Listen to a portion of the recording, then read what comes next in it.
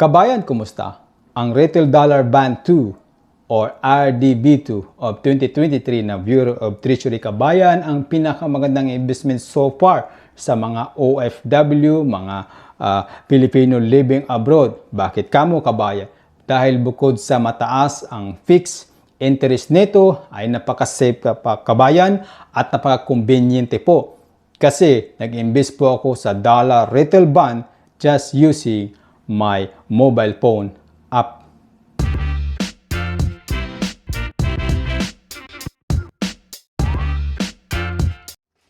Welcome back po kabayan, this is Dads from Dads Info TV, na isa pong OFW based po dito sa Ontario, Canada. At kung bago ka pa lang sa ating channel, napadaan ka lang, nakita mo lang itong thumbnail, curious ka, please kabayan, pakisubscribe naman, hit mo yung notification bell, yung all mismo, ayan, yung all, para lagi kang updated sa ating mga incoming videos.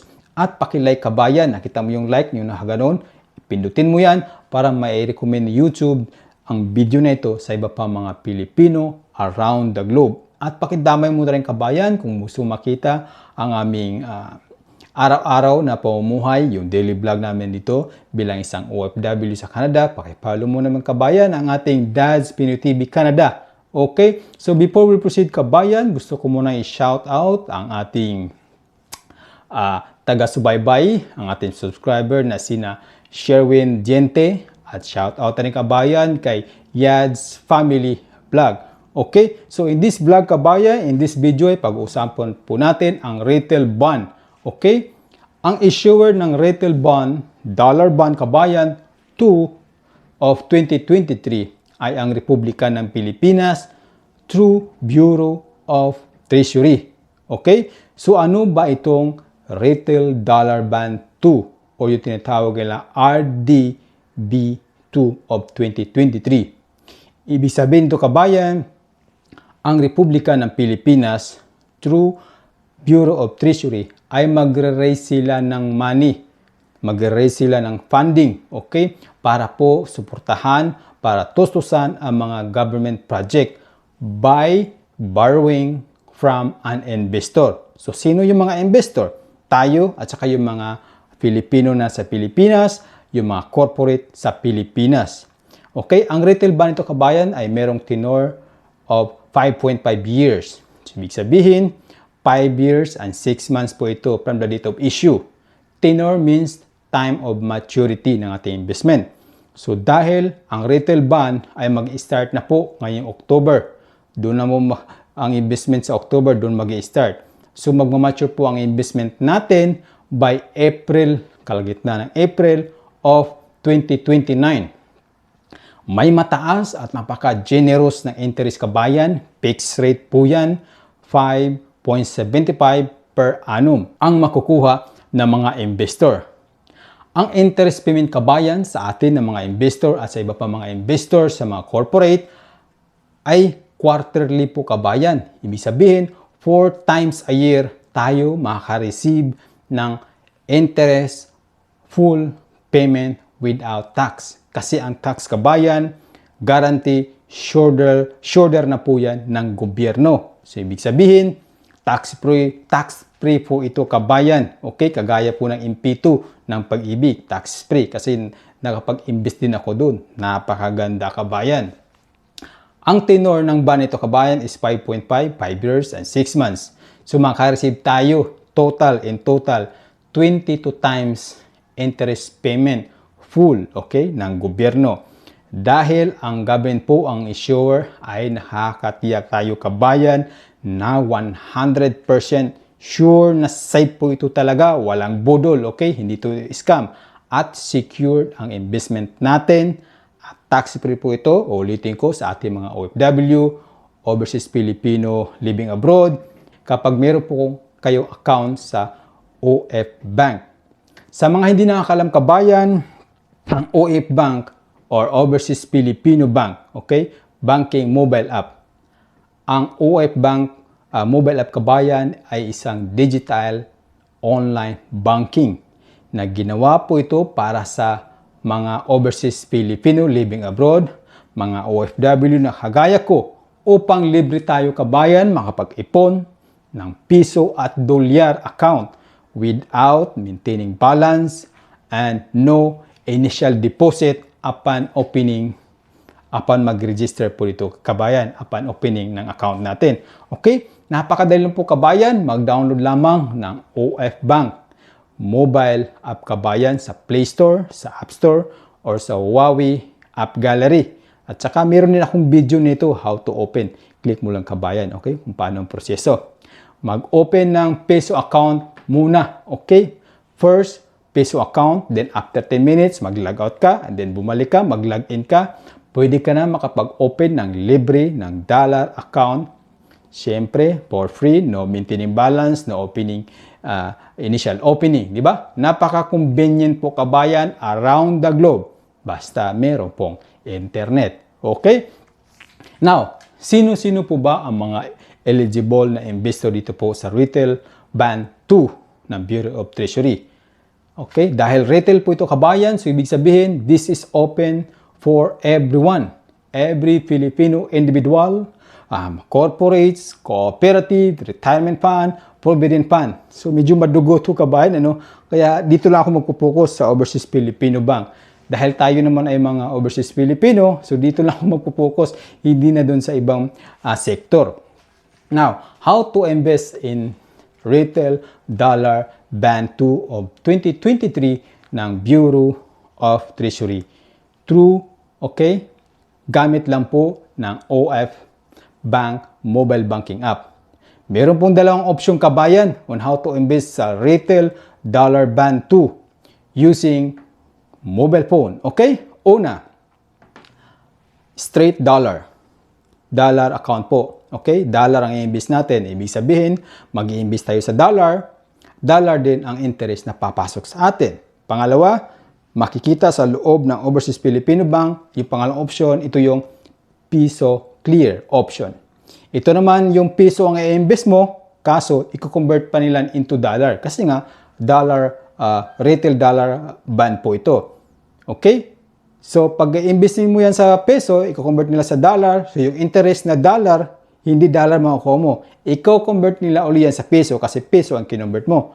Saka ipapasok nila doon sa account mo dito po sa Overseas Filipino Bank. Okay? But in this vlog kabayan, dahil may kunti akong ipon na dolyar, kunti lang naman sa aking OF Bank mula po sa sahod natin sa YouTube. Salamat po sa inyo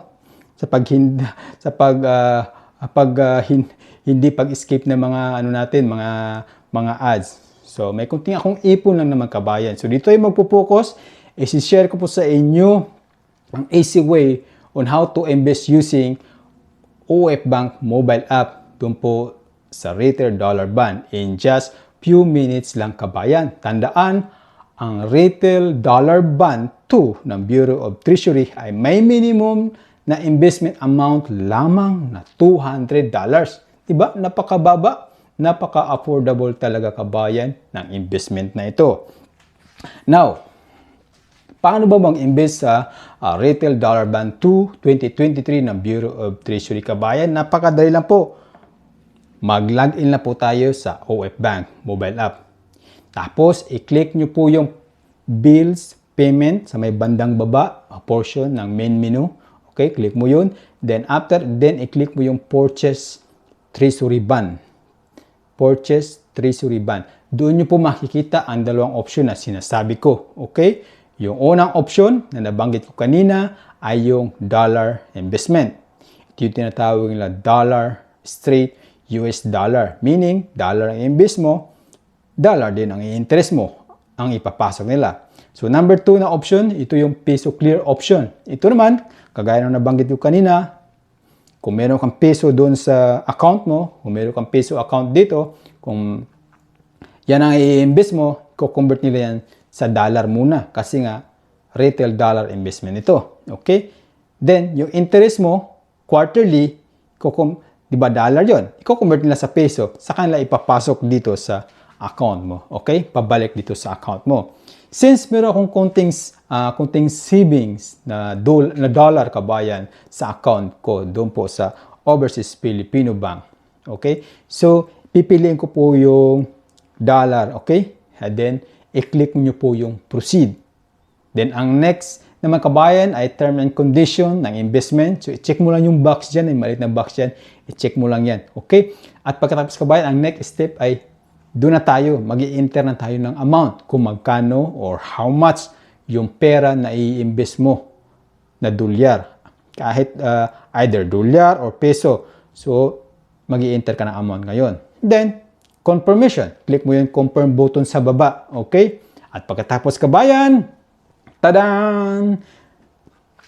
Transaction is successful. So, ganun lang po kadali kabayan ang mag-invest sa Retail Dollar Band 2 of 2023 ng Bureau of Treasury using OF Bank mobile banking app. At kung meron kang land bank, pwede niyang kabayan.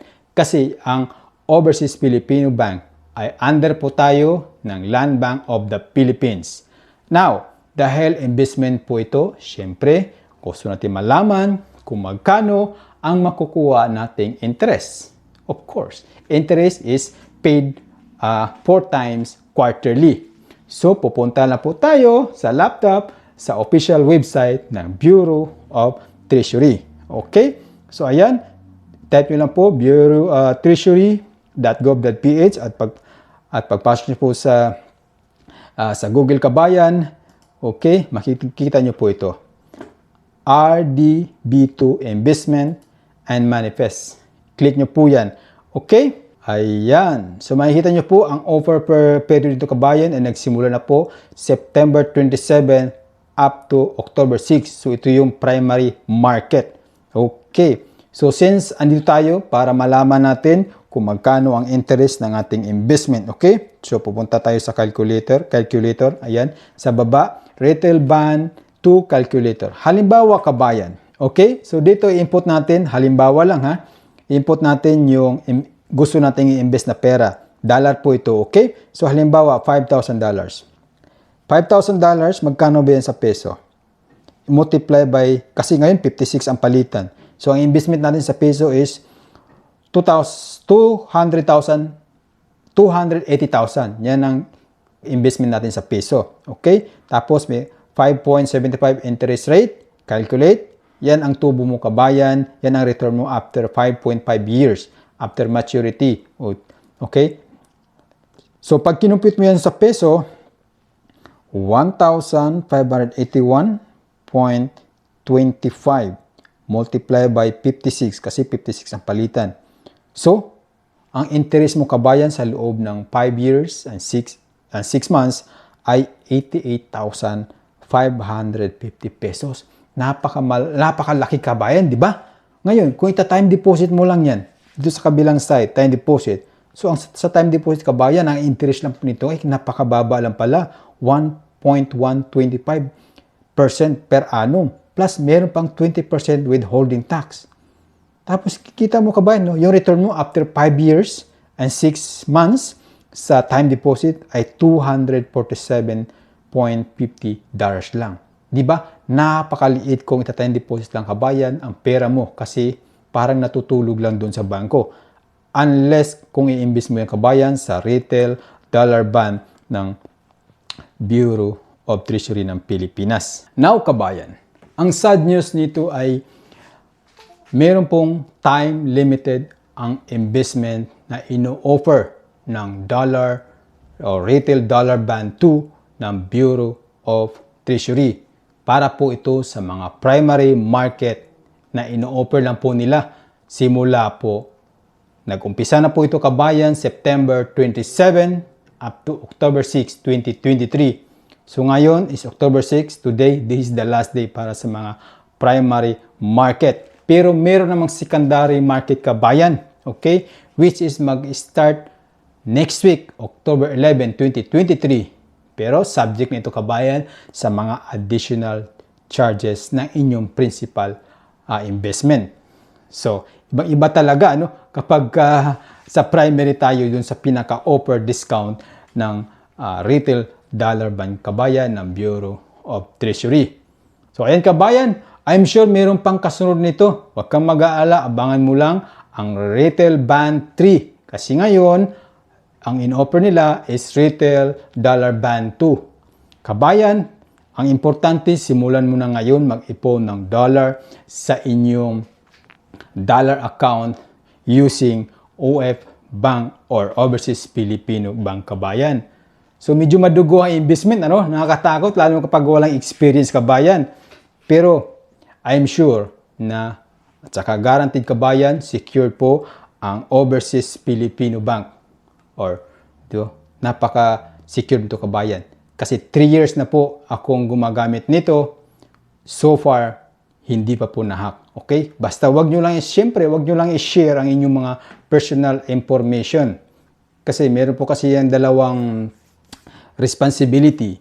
Meron tayong responsibility na pangalagaan ang ating mga password at saka responsibility ng bangko para i-secure ang ating mga personal information.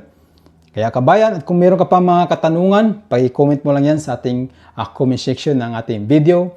This is Dads from Dads Info TV. Ako'y magpapaalam mula po dito sa Ontario, Canada. See you soon. Shukran.